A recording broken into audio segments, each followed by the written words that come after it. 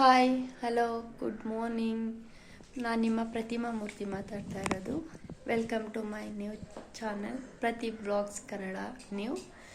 ನಾನಿವಾಗ ಬೆಳಿಗ್ಗೆ 10 ಗಂಟೆಯಿಂದ ವ್ಲಾಗ್ನ ಸ್ಟಾರ್ಟ್ ಮಾಡ್ತಾ ಇದ್ದೀನಿ.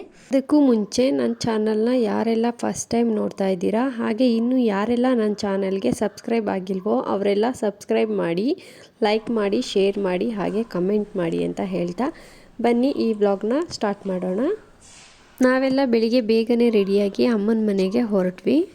ಯಾಕೆ ನಾವು ಮತ್ತೆ ಅಮ್ಮನ ಮನೆಗೆ ಹೋಗ್ತಾ ಇದ್ದೀವಿ ಅಂತ ಅಂದರೆ, ನಮ್ಮದು ಕ್ಲೋಸ್ ರಿಲೇಟಿವ್ಸ್ದು ಒಬ್ರದ್ದು ಮದುವೆ ಇರೋದ್ರಿಂದ ನಾವು ಮತ್ತೆ ಅಮ್ಮನ ಮನೆಗೆ ಹೋಗ್ತಾ ಇದ್ದೀವಿ.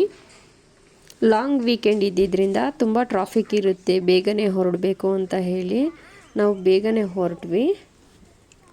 ಇನ್ನು ನಾನು ಯಾವಾಗ ಊರಿಗೆ ಹೋದರೂ ಕೂಡ ಗ್ಯಾಸ್ ಆಫ್ ಆಗಿದೆಯಾ, ಗ್ಲೀಸರ್ ಆಫ್ ಆಗಿದೆಯಾ, ಲೈಟ್ಗಳೆಲ್ಲ ಆಫ್ ಆಗಿದೆಯಾ, ಫ್ಯಾನ್ ಆಫ್ ಆಗಿದೆಯಾ, ಮತ್ತು ಡೋರ್ ಕರೆಕ್ಟಾಗಿ ಲಾಕ್ ಮಾಡಿದ್ದೀನಾ ಇಲ್ವಾ ಅಂತ ಹೇಳಿ ಚೆಕ್ ಮಾಡಿಕೊಂಡು ಯಾವಾಗಲೂ ಹೊರಡ್ತೀನಿ.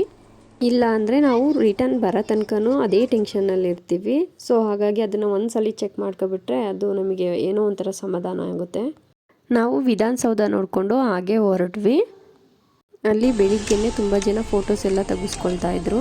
ನಾವು ಗಾಡಿಗೆ ಪೆಟ್ರೋಲ್ ಹಾಕಿಸ್ಕೊಂಡು ಹಾಗೆ ಗಾಡಿಗೆ ಏರ್ ಕೂಡ ಚೆಕ್ ಮಾಡಿಸ್ಕೊಂಡು ಅಲ್ಲಿಂದ ನಾವು ಹೊರಟ್ವಿ. ನಾವು ಬೆಳಿಗ್ಗೆ ಹೊರಟಾಗ ಇವತ್ತು ತುಂಬ ಟ್ರಾಫಿಕ್ ಇರುತ್ತೆ ಅಂತ ಹೇಳಿ ಹೊರಟ್ವಿ. ಬಟ್ ನೋಡಿದರೆ ಅಷ್ಟೊಂದು ಟ್ರಾಫಿಕ್ ಏನು ಇರಲಿಲ್ಲ ನಾವು ಹೊರಟಿದ್ದ ಟೈಮಿಗೆ. ನಾವು ಹೋಗ್ತಾ ಬಿಡದಿ ಹತ್ರ ಸ್ಟಾಪ್ ಕೊಟ್ಟು ಅಲ್ಲೇ ತಟ್ಟೆ ಇಡ್ಲಿನ ತಿನ್ಕೊಂಡು ಅಲ್ಲಿಂದ ನಾವು ಮೈಸೂರು ಕಡೆಗೆ ಹೊರಟ್ವಿ. ಮೈಸೂರು ನಿಯರ್ ಹೋಗ್ತಿದ್ದಾಗೆ ಟ್ರಾಫಿಕ್ ಕೂಡ ಸ್ವಲ್ಪ ಜಾಸ್ತಿ ಆಯಿತು. ಫೈನಲಿ ನಾವು ಮೈಸೂರಿಗೆ ರೀಚ್ ಆದ್ವಿ. ಅಲ್ಲಿ ನಮ್ಗೆ ಸ್ವಲ್ಪ ಕೆಲಸ ಇದ್ದಿದ್ದರಿಂದ ಆ ಕೆಲಸಗಳೆಲ್ಲ ಮುಗಿಸ್ಕೊಂಡು ನಾವು ಜ್ಯೂಸ್ ಕಾರ್ನರಿಗೆ ಹೋದ್ವಿ. ಅಲ್ಲಿ ಮಕ್ಕಳಿಗೆ ಜ್ಯೂಸು ಮತ್ತು ಐಸ್ ಕ್ರೀಮ್ ಕೊಡಿಸಿ ನಾವು ಒಂದು ಸೋಡಾ ತೊಗೊಂಡು ಕುಡಿದ್ವಿ. ನಮಗೆ ಮೈಸೂರಿಗೆ ಹೋಗೋದು ಅಂದರೆ ನಮ್ಮದು ಅಮ್ಮನ ಮನೆಗೆ ಹೋದಷ್ಟೇ ಖುಷಿ ಆಗ್ತಿರುತ್ತೆ. ಏಕೆಂದರೆ ನಾವು 10 ವರ್ಷ ಅಲ್ಲೇ ಕಳೆದಿರೋದ್ರಿಂದ ಮೈಸೂರು ಅಂದರೆ ಏನೋ ಒಂಥರ ಸ್ಪೆಷಲ್ ಬಾಂಡಿಂಗ್ ಇದೆ. ನನ್ನ ಮಕ್ಕಳಿಬ್ರಿಗೂ ಅಷ್ಟೇ ಮೈಸೂರು ಅಂತ ಅಂದರೆ ತುಂಬ ಇಷ್ಟಪಡ್ತಾರೆ. ಬೆಂಗಳೂರು ಅಂದರೆ ಅಷ್ಟೊಂದು ಇಷ್ಟಪಡೋದೇ ಇಲ್ಲ ಅವರು. ನನ್ನ ಮಗ ನನ್ನ ಜೊತೆ ಮಾತಾಡ್ಕೊ ಬರ್ತಿದ್ದಾನೆ, ನೋಡಿ ಅಮ್ಮ ಎಷ್ಟು ಉದ್ದಾಗಿದ್ದೀನಿ ನಾನು, ಇನ್ನು ನೆಕ್ಸ್ಟ್ ಇಯರ್ಗೆ ನಿಮ್ಮಷ್ಟೇ ಹೈಟ್ ಬರ್ತೀನಿ ಅಂತೆಲ್ಲ ಹೇಳಿ ಮಾತಾಡ್ಕೊಂಡು ಬರ್ತಿದ್ದಾನೆ. ಮಕ್ಕಳು ಎಷ್ಟೇ ದೊಡ್ಡವರಾದರೂ ಕೂಡ ನಮಗೆ ಅವ್ರು ಇನ್ನೂ ಚಿಕ್ಕ ಮಕ್ಕಳು ಅಂತಲೇ ಅನ್ನಿಸ್ತಾ ಇರುತ್ತೆ. ಬಟ್ ಬೈವಾಗ ಮಾತ್ರ ನೀ ಇಷ್ಟು ದೊಡ್ಡವನಾಗಿದೆಯಾ, ನಿಂಗೆ ಏನು ಗೊತ್ತಾಗಲ್ವಾ ಅಂತ ಹೇಳಿ ನಾವು ಮಾತ್ರ ಬೈತಾ ಇರ್ತೀವಿ. ಹೀಗೆ ಮಾತಾಡಿಕೊಂಡು ನಾವು ಇಲ್ಲಿಂದ ಹೊರಟ್ವಿ. ನನ್ನ ತಂಗಿ ಡ್ಯೂಟಿ ಮುಗಿಸಿ ಆಲ್ರೆಡಿ ನಮಗೋಸ್ಕರ ವೆಯ್ಟ್ ಮಾಡ್ತಾಯಿದ್ಲು. ಕಾಲ್ ಮೇಲೆ ಕಾಲ್ ಮಾಡ್ತಾನೆ ಇದ್ವಿ, ಎಲ್ಲಿದ್ದೀರಾ ಬೇಗ ಬನ್ನಿ ಅಂತ ಹೇಳಿ. ನಾವು ವೆಯ್ಟ್ ಮಾಡು, ಇಲ್ಲೇ ಬರ್ತಾಯಿದ್ದೀವಿ, ಬೇರಿದ್ದೀವಿ ಅಂತ ಹೇಳಿ ಹೇಳ್ತಾ ಇದ್ವಿ. ಪ್ಯಾಲೇಸ್ ಹತ್ರ ಇರೋ ಕೋಟೆ ಆಂಜನೇಯ ಸ್ವಾಮಿ ದೇವಸ್ಥಾನದ ಮುಂದೆ ಏನೋ ಪೂಜೆ ನಡೀತಾ ಇತ್ತು. ಅದನ್ನು ನೋಡಿಕೊಂಡು ನಾವು ಅಲ್ಲಿಂದ ಹೊರಟ್ವಿ. ಹಾಗೆ ಮುಂದೆ ಹೋಗಿ ನಾವು ನನ್ನ ತಂಗಿನ ಪಿಕ್ ಮಾಡಿಕೊಂಡು ಅಲ್ಲಿಂದ ಹೊರಟ್ವಿ. ನನ್ನ ಮಗ ಮಲಗಿಬಿಟ್ಟಿದ್ದ. ನನ್ನ ತಂಗಿ ಬಂದಿದ್ದು ಗೊತ್ತಾಗಿರಲಿಲ್ಲ. ಆಮೇಲೆ ಸ್ವಲ್ಪ ಹೊತ್ತು ಎದ್ಮೇಲೆ ನೋಡ್ತಿದ್ದಾನೆ, ಓ ಚಿಕ್ಕಮ್ಮ ಬಂದುಬಿಟ್ಟಿದ್ದೀರಾ ಅಂತ ಹೇಳಿ. ನನ್ನ ಚಿಕ್ಕ ಮಗ ಈ ಥರ ಹೋಗಿ ಕೂತ್ಕೊಳ್ಳೋದು, ಮಾತಾಡೋದು, ಹರಟೆ ಹೊಡಿಯೋದು ಈ ಥರದ್ದೆಲ್ಲ ತೀರಾ ಕಡಿಮೆ. ಯಾಕೆ ಅಂದರೆ ಅವನ್ನ ಫ್ರೀಯಾಗಿ ಬಿಟ್ಬಿಡಬೇಕು, ಯಾರು ಕೂಡ ಅವನಿಗೆ ಹಿಂಸೆ ಮಾಡಬಾರ್ದು, ಆ ಥರ ಸ್ವಭಾವದವನು ಇವನು. ಬಟ್ ಇವತ್ತು ಏನಂಗೋ ಹೋಗಿ ಆ ಥರ ಕೂತ್ಕೊಂಡು ಡ್ಯಾನ್ಸ್ ಮಾಡಿಕೊಂಡು ಎಂಜಾಯ್ ಮಾಡಿಕೊಂಡು ಎಲ್ಲ ಏನೇನೋ ವಿಚಾರಿಸ್ಕೊಳ್ತಿದ್ದಾನೆ ಅವ್ರ ಚಿಕ್ಕಮ್ಮನ್ನ. ಅದಕ್ಕೆ ನನ್ನ ತಂಗಿ ಕೂಡ ಹೇಳ್ತಾಯಿದ್ರು, ಈ ಥರ ಬಂದು ಕೂತ್ಕೊಂಡು ಮಾತಾಡಿದ್ದು ತುಂಬ ದಿನ ಆಯಿತು, ಇವನು ಇವತ್ತೇನು ಈ ಥರ ಬಂದು ಕೂತ್ಕೊಬಿಟ್ಟಿದ್ದಾನಲ್ಲ ಅಂತ ಹೇಳಿ ಕೇಳ್ತಾ ಇದ್ಲು.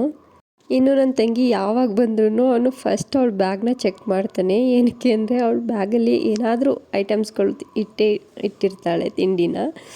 ಅದಕ್ಕೋಸ್ಕರ ನಿನ್ನ ಬ್ಯಾಗೆಲ್ಲ ಎಲ್ಲಿ ಚಿಕ್ಕಮ್ಮ, ಏನು ತೊಗೊಬಂದಿದ್ದೀಯಾ ಅಂತೆಲ್ಲ ವಿಚಾರಿಸ್ತಾ ಇದ್ದ.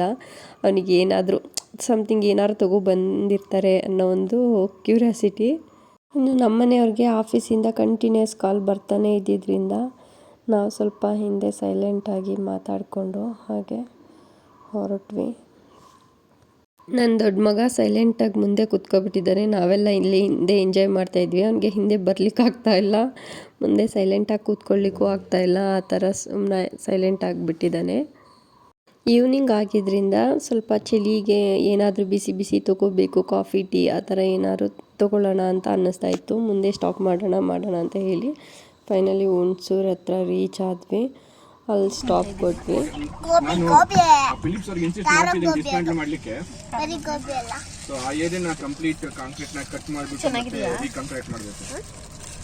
ಇವಾಗ ನಾನು ಇಮೇಲ್ ಮಾಡ್ತೀನಿ ಮನೀಶ್ ಸರ್ಗೆಲ್ಲ ಲೂಪ್ ಮಾಡಿ. ಇಲ್ಲ ಅವ್ರ ಕಡೆಯಿಂದ ರೆಕಮೆಂಡೇಶನ್ಗೆ ಏನೇನು ಮಾಡಬೇಕು ಅಂತ ಹೇಳ್ತೀನಿ. ನಾವು ಬೆಳಿಗ್ಗೆ ಜರ್ನಿನ ಸ್ಟಾರ್ಟ್ ಮಾಡಿದ್ದು ಮನೆಗೆ ರೀಚ್ ಆಗೋಷ್ಟರೊಳಗೆ 6:37 ಆಗಿತ್ತು. ಮತ್ತು ನಾವು ನೈಟು ರಿಸೆಪ್ಷನ್ ಇದ್ದಿದ್ದರಿಂದ ಸೊ ಅಮ್ಮನ ಮನೆಯಿಂದನೇ ರೆಡಿಯಾಗಿ ನೈಟು ರಿಸೆಪ್ಷನ್ಗೆ ಅಪ್ಪ ಆಲ್ರೆಡಿ ಬೇಗನೆ ಹೋಗಿದ್ದು. ನಾನು ಅಮ್ಮ ನನ್ನ ಚಿಕ್ಕ ಮಗ ಮತ್ತು ನಮ್ಮ ಮನೆಯವರು ನಾವಿಷ್ಟು ಜನ ರಿಸೆಪ್ಷನ್ಗೆ ಅಂತ ಹೇಳಿ ಹೊರಟ್ವಿ. ನಾನು ಈ ಥರ ರೆಡಿಯಾಗಿದ್ದೆ. ನಮ್ಮ ಜೊತೆಗೆ ಅಕ್ಕ ಕೂಡ ಬಂದರು. ಅಕ್ಕನೂ ಕೂಡ ಫಂಕ್ಷನ್ಗೆ ತುಂಬ ಚೆನ್ನಾಗಿ ರೆಡಿಯಾಗಿದ್ರು, ತುಂಬ ಚೆನ್ನಾಗಿ ಕಾಣಿಸ್ತಾ ಇದ್ರು ಕೂಡ. ಅದನ್ನು ನಾನು ಹೇಳ್ತಾ ಇದ್ದೆ, ತುಂಬ ಚೆನ್ನಾಗಿ ಕಾಣಿಸ್ತಿದೆಯಾ ಅಂತ ಹೇಳಿ. ನಾವು ಇಬ್ಬರು ಕೂಡ ಬೇಗ ಹೊರಡೋಣ ಅಂತ ಅಂದ್ಕೊಳ್ತಾ ಇದ್ವಿ. ಯಾಕೆಂದರೆ ನನ್ನ ದೊಡ್ಡ ಮಗನಿಗೆ ಸ್ಟಮಕ್ ಪೇನ್ ಇದ್ದಿದ್ದರಿಂದ ಅವನ್ನ ಮನೇಲಿ ಬಿಟ್ಬಿಟ್ಟು ಬಂದಿದ್ವಿ. ಹಾಗಾಗಿ ಬೇಗ ಹೊರಡಬೇಕಿತ್ತು, ಅದಕ್ಕೆ ಆ ಥರ ಅಂದ್ಕೊಳ್ತಾ ಇದ್ವಿ.